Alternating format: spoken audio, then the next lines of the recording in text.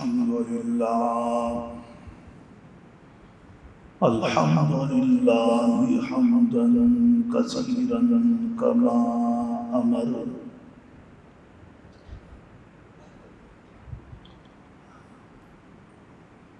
ونشهد أن لا إله إلا الله وحده لا شريك له في الخلق والأمر إرغاما لمن جحد به وكفر ونشهد أن سيدنا وسندنا ومولانا محمدا عبده ورسوله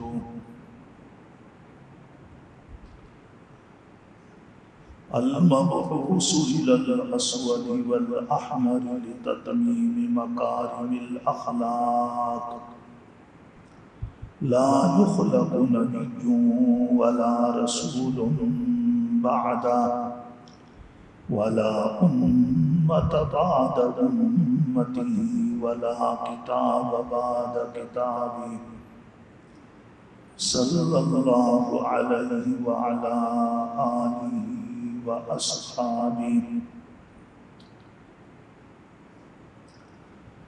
الذين هم كالنجوم في السماء للاهتداء والاقتداء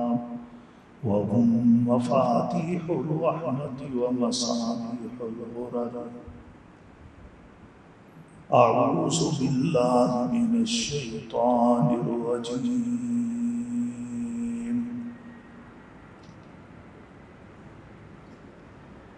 بسم الله الرحمن الرحيم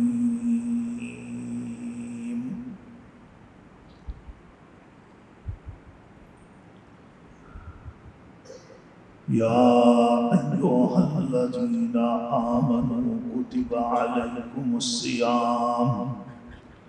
كما كتب على الذين من قبلكم لعلكم تتقون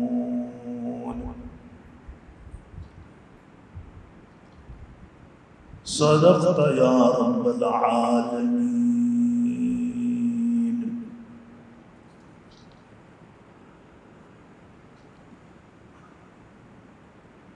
واجب الاحترام گرامی قدر معزز حاضرین محفل،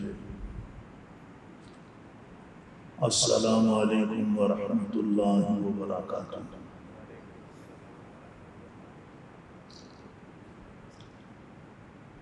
قرآن کریم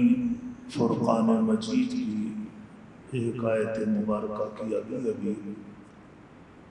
تلاوت اور سماعت کی سعادت حاصل ہوئی ہے۔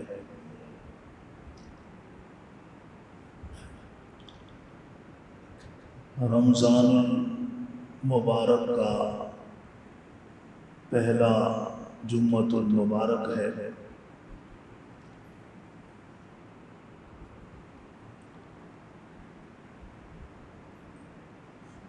ایمان کے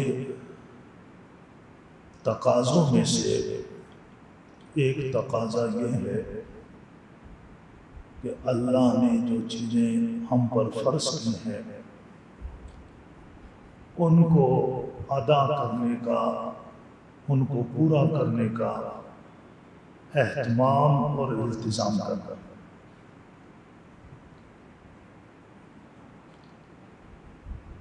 نبی کریم صلی اللہ علیہ وسلم کے مبارک زمانے سے یہ ریت چلی آئی ہے کہ جو مخلص تھے انہوں نے اللہ کے ہر حکم کو جو بظاہر مشکل بھی نظر آیا اور اس کی ادائیگی میں تکلیف بھی ہوئی، مشقت بھی ہوئی، لیکن اسے پورا کرنے کی مقدور بھر اپنی طاقت اور بلکہ اس سے بھی زیادہ اللہ کے حکم کو پورا کرنے کی کوشش کی۔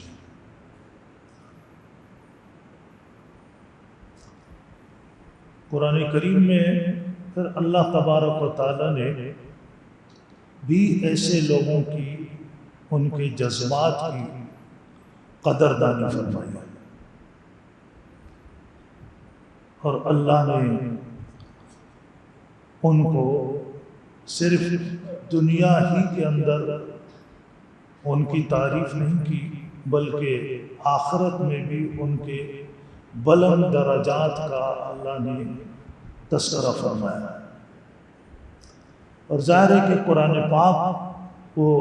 صرف نبی کریم صلی اللہ علیہ وسلم کے زمانے کے مسلمانوں کے ساتھ ہی خاص نہیں ہے، بلکہ قیامت تک آنے والے ہر انسان سے قرآن کریم مخاطب بھی ہوتا ہے، اور قرآن پاک کی تعریف اور تنقید ہر بندے کے ساتھ متعلق ہوتی ہے۔ تو آج بھی جو مسلمان اللہ کے حکم کو پورا کرنے کے لیے کوشش کرتا ہے، تو اللہ کی طرف سے اس کے لیے انعام کا، رحمت کا وعدہ قرآن کریم کے ہر ورق پہ چمک رہا ہے۔ اسی طریقے سے یہ بھی ایمان کا ایک تقاضا ہے کہ جن چیزوں کی اہمیت اللہ نے، اللہ کے نبی کریم صلی اللہ علیہ وسلم نے بیان کی ہے، تو ہم اپنے دلوں کے اندر اسی طریقے سے اس کی اہمیت کو پیدا کریں۔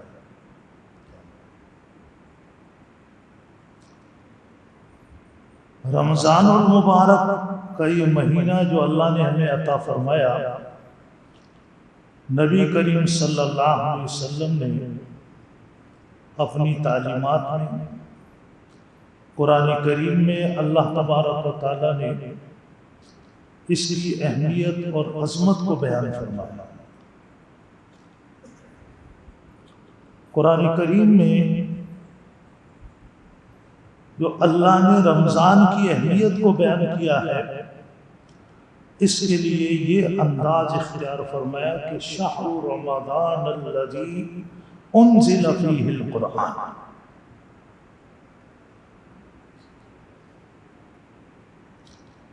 کہ قرآن پاک کی اہمیت اور عظمت اس اعتبار سے کہ قرآن پاک اللہ کا کلام ہے، ہم اسے پڑھتے ہیں، سمجھتے ہیں، تو قرآن پاک کی عظمت اللہ کا کلام اور وحی الہی ہونے کے اعتبار سے سب کے دلوں میں تھی۔ تو رمضان کی عظمت جب اللہ نے بیان کی تو اس انداز سے بیان کی کہ شہر رمضان الذی انزل فیہ القرآن، کہ رمضان کے مہینے کی اہمیت تم نے سمجھنی ہے تو اس طریقے سے سمجھو کہ اللہ نے اپنا کلام اتارنے کے لیے اس سرزمین پہ لوگوں کی ہدایت کے لیے اپنی وحی کا جو آغاز کیا رمضان مبارک کے مہینے کا انتخاب فرمایا، اور بلکہ وہ لمحہ بھی بیان کیا جس لمحے میں رمضان کے اندر قرآن کریم نازل ہوا۔ فرمایا انا انزلناہ فی لیلۃ القدر وما ادراک ما لیلۃ القدر لیلۃ القدر خیر من الف شہر۔ الف کا معنی ہزار کیا جاتا ہے، لیکن یہ الف اس لیے قرآن پاک میں ہے کہ عربی زبان میں الف سے بڑا عدد کوئی نہیں، مطلب یہ کہ ہزاروں مہینوں سے افضل ہے وہ لمحہ اور وہ رات جس میں قرآن کریم نازل ہوا ہے۔ حضور اکرم صلی اللہ علیہ وسلم نے اس کی اہمیت کو یوں بیان کیا، فرمایا کہ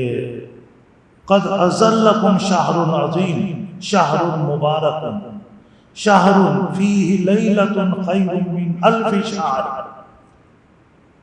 صحابہ کرام کو مخاطب کر کے ارشاد فرمایا کہ اب 1-2 دن کے وقفے سے ایک عظیم مہینہ تمہیں اللہ کی طرف سے نصیب ہونے والا ہے،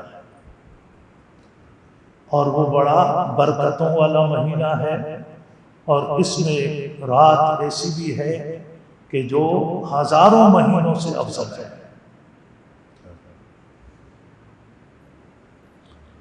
اب اللہ نے بھی اس کی اہمیت کو بیان فرمایا، حضور اکرم صلی اللہ علیہ وسلم نے بھی اس کی اہمیت کو بیان فرمایا۔ لہذا ایک مسلمان ہونے کا تقاضا یہ بنا کہ ہم بھی اس کی اہمیت کو سمجھیں، اور پھر اہمیت کو بیان کرنے کا مقصد کیا ہے کہ جو اس میں احکامات ہیں ان احکامات کی طرف ہم متوجہ ہو جائیں۔ حضور اکرم صلی اللہ علیہ وسلم نے ارشاد فرمایا کہ یہ مہینہ ہے عظمتوں والا، برکتوں والا، رحمتوں والا۔ اس کے دن میں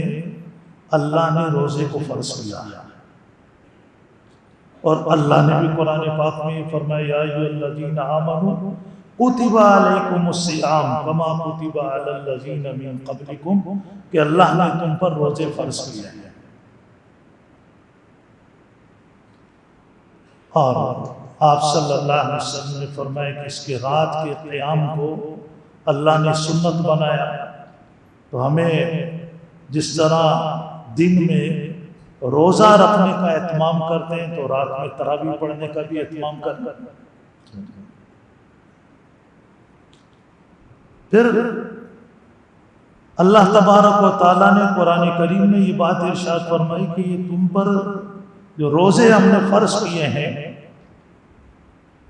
اب ظاہر ہے روزے کی حقیقت آپ سمجھتے ہیں کہ صبح صادق سے پہلے ہم نے روزہ بند کرنا ہے،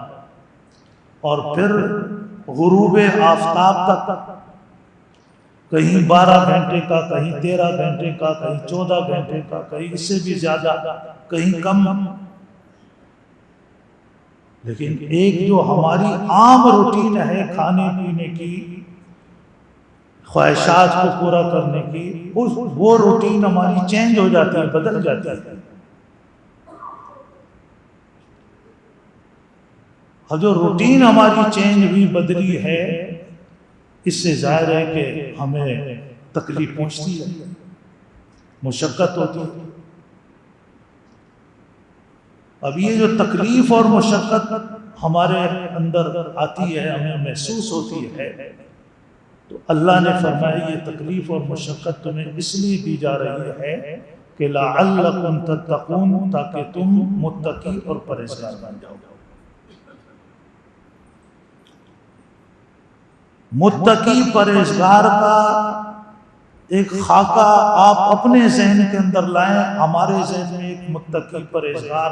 ہم کہتے ہیں بھلا بندہ پرہیزگار ہے، متقی ہے، تو کیا یہ خاکہ ذہن میں آتا ہے؟ جھوٹ بولتا ہے، رشوت کھاتا ہے، نماز نہیں پڑھتا،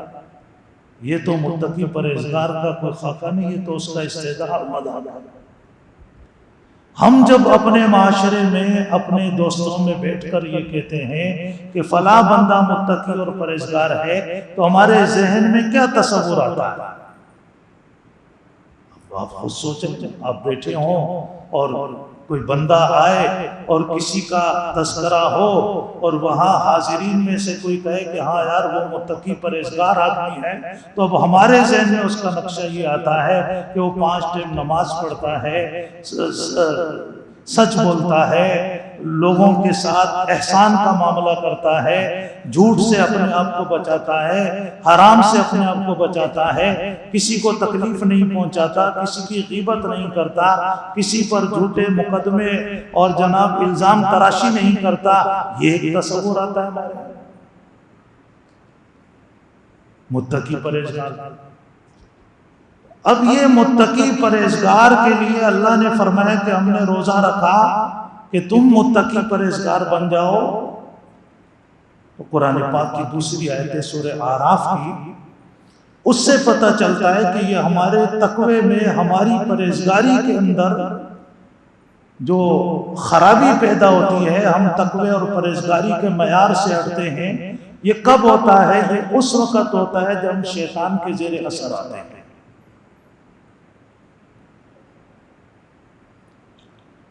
سورہ اعراف کی آیت ہے، ان الذین اتقوا اذا مسهم طائف من الشیطان تذکروا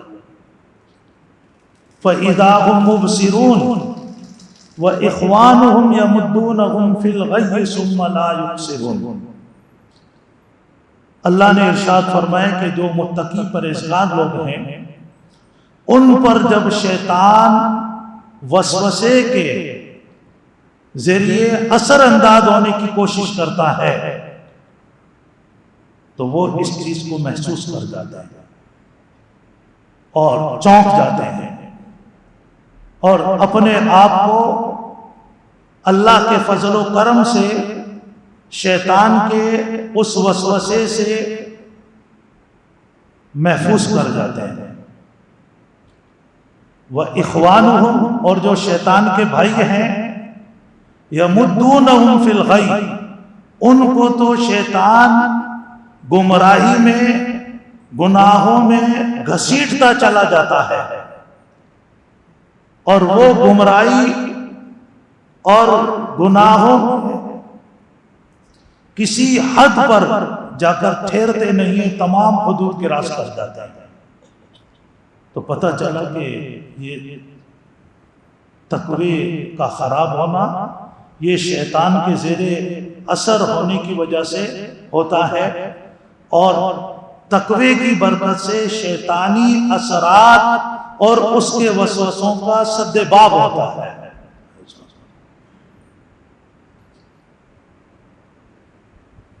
تو اب جس طریقے سے آپ دیکھیں کہ ہم اس کو قرآن پاک کی آیت کو سمجھنا، میں نے آپ کو پہلے بھی عرض کیا کہ ایک آیت کو آپ سمجھیں گے تو 100 رکعت نماز نفل سے افضل ہے۔ اب تو پتہ چلتا ہے نا، 2 دن تراویح پڑھی، پہلے دن تو مختصر تراویح تھی اور رات کی تراویح لمبی تھی، تو اب پتہ چلتا ہے 20 رکعت تراویح پڑھنے سے کتنی تکلیف ہوتی ہے، اور یہاں ایک آیت کو سمجھنے میں کوئی تکلیف بھی نہیں ہو رہا ہے۔ آپ ویسے بھی نماز پڑھنے آئے ہیں اور یہاں تھوڑا سا ہم لوگ اس چیز کا اہتمام کر لیتے ہیں کہ جب جمعہ پڑھنے آئے ہیں تو ساتھ میں اپنی جھولیاں بھر کے جائیں۔ تو ایک آیت کو سمجھنے سے سمجھنا 100 رکعت نماز نفل سے افضل ہے۔ تو اب آپ 20 رکعت کا اجر پائیں گے تو اس میں تو آپ کو پسینہ بھی آئے گا، ٹانگیں بھی تھکے گی، کمر میں بھی درد ہوگا، کبھی کرسی پر بیٹھیں گے، کبھی کھڑے ہو جائیں گے، اور یہاں بیٹھے بیٹھے 100 رکعت سے زیادہ اجر پا لیں گے۔ تو اب اس کو سمجھیں کہ اللہ پاک فرما رہے ہیں کہ روزہ تم پہ فرض کیا تقوی پیدا، اور میں نے کہا تقوی کی خرابی شیطان کے زیر اثر ہونے کی وجہ سے ہوتی ہے۔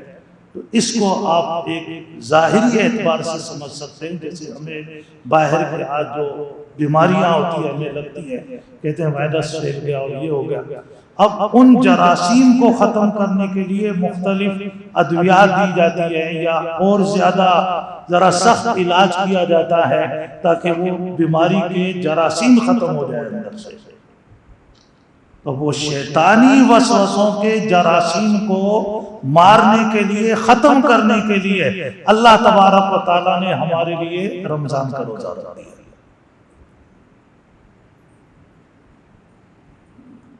اور پھر اتنا اور اس عمل کو آسان بنایا کہ باہر تو لوگ علاج بھی کرتے ہیں اور جراثیم کو پھیلانے والوں کو بھی کھلا چھوڑا ہوا ہوتا ہے۔